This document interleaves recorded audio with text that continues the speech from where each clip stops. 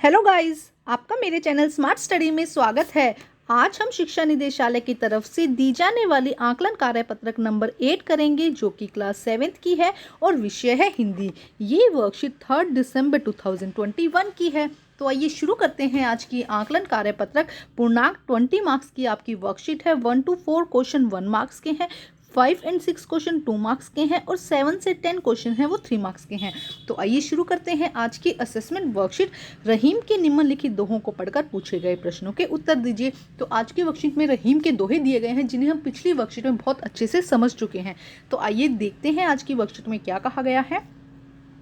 कही रहीम संपत्ति सगे बनत बहुत रीत, विपत्ति कसोटी जे कसे तई सांचे मीत। देखो क्या कहा, ये इनके अर्थ हम अच्छे से समझ चुके हैं कि संपत्ति का संचय मतलब जो मित्र सच्चाई या जो मित्र विपत्ति में हमारा साथ देता है वही हमारे क्या है, सच्चे मित्र हैं। जाल परे जल जात बही तजी मिनन को मोह, रहीमन मछली नीर को तहु न छाड़ित होए। देखो कह रहे कि मछली जल से इतना इतना घनिष्ठ प्रेम करती है कि मछली जल के बिना रह नहीं पाती। लेकिन जल अगर मछली को अगर जाल में जिस तरह जाल फेंका जाता है तो जल तो है वो अगर मछली के बिना रह जाता है, लेकिन मछली को अगर जल से निकाल दिया जाए तो वो क्या होता है, मर जाती है। तरवन फल नहीं खात है सरवर पियत न पान, कहे रहीम पर काज हित संपत्ति सिंचे सुजान।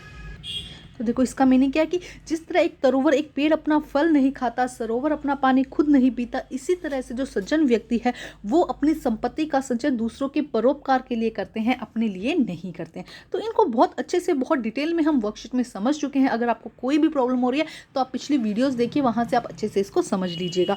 अब हम करते हैं, यहाँ पे कुछ क्वेश्चंस दिए गए हैं, 1 to 10 क्वेश्चंस दिए गए हैं, जिन्हें हम सॉल्व करते हैं। तो आइए देखते हैं प्रश्न उत्तर।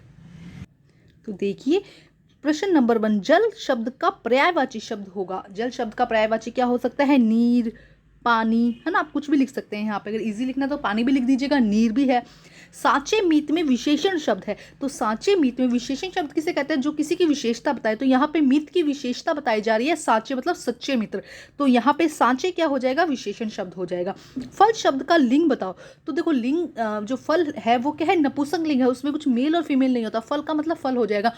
हम देखो स्त्रीलिंग पुल्लिंग होते हैं, लेकिन फल यहाँ पे क्या आ जाएगा, नपुंसक लिंग। फल यहाँ पे क्या हो जाएगा, नपुंसक लिंग। उसके बाद प्रश्न नंबर 4 में देखते हैं, मछली शब्द का बहुवचन होगा। तो मछली शब्द का बहुवचन मछलियां होता है। अब हम करते हैं नेक्स्ट क्वेश्चन, प्रश्न नंबर 5।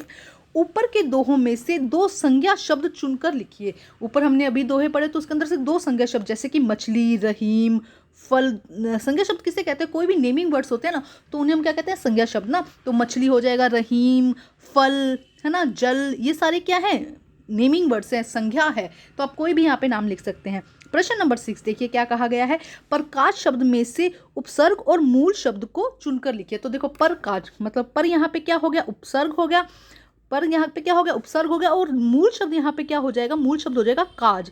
काज का मतलब काम करना और पर का मतलब कि दूसरों का, ठीक है, पर काज। तो पर यहाँ पे क्या हो जाएगा, उपसर्ग हो जाएगा, और काज यहाँ पे क्या हो जाएगा, काज यहाँ पर हो जाएगा जो मूल शब्द है, और पर उपसर्ग हो जाएगा। अब हम देखते हैं नेक्स्ट क्वेश्चन। अब नेक्स्ट प्रश्न देखते हैं हम क्या कहा गया है, ध्यान से समझिए। प्रश्न नंबर 7, रहीम के अनुसार सच्चे मित्र की पहचान कब होती है। मुश्किल समय में जो मित्र काम आए वही सच्चा मित्र है, और मुश्किल समय में ही सच्चे मित्र की पहचान होती है, क्योंकि अगर वो सच्चा मित्र होगा तो आपका साथ देगा, लेकिन अगर वो सच्चा मित्र नहीं होगा तो आपको छोड़कर चला जाएगा। तो मुश्किल समय में जो मित्र काम आए वही सच्चा मित्र होता है, और मुश्किल समय में ही, इस तरह से भी लिख लीजिएगा कि मुश्किल समय में ही, या विपत्ति के समय में, विपत्ति भी लिख सकते हैं कि विपत्ति के समय में ही सच्चे मित्र की पहचान होती है। प्रश्न नंबर 8 देखिए, जल के प्रति अपने प्रेम को मछली क्यों नहीं छोड़ पाती है। जल के प्रति जो प्रेम करते हैं उसे मछली क्यों नहीं छोड़ पाती, क्योंकि वो उससे घनिष्ठ मतलब सच्चा प्रेम करती है। मछली जल से घनिष्ठ प्रेम करती है, और जब वह जल को छोड़ती है तो मर जाती है, इसीलिए जल के प्रति अपने प्रेम को नहीं छोड़ पाते। तो मछली जल से क्या करती है, घनिष्ठ या सच्चा प्रेम करती है, तभी जब जल के बिना उसे रखा जाता है तो वो मरना पसंद करती है, लेकिन जल के बिना जीना मंजूर नहीं करती है, इसीलिए मछली जल के प्रेम को नहीं छोड़ पाती है। अब देखते हैं नेक्स्ट क्वेश्चन। नेक्स्ट प्रश्न देखो क्या कहा गया कि सज्जन व्यक्ति संपत्ति का संचय किस लिए करते हैं। तो सज्जन व्यक्ति संपत्ति का संचय दूसरों की भलाई करने के लिए करते हैं। किस लिए करते हैं, जिससे कि वो दूसरों की भलाई कर सके।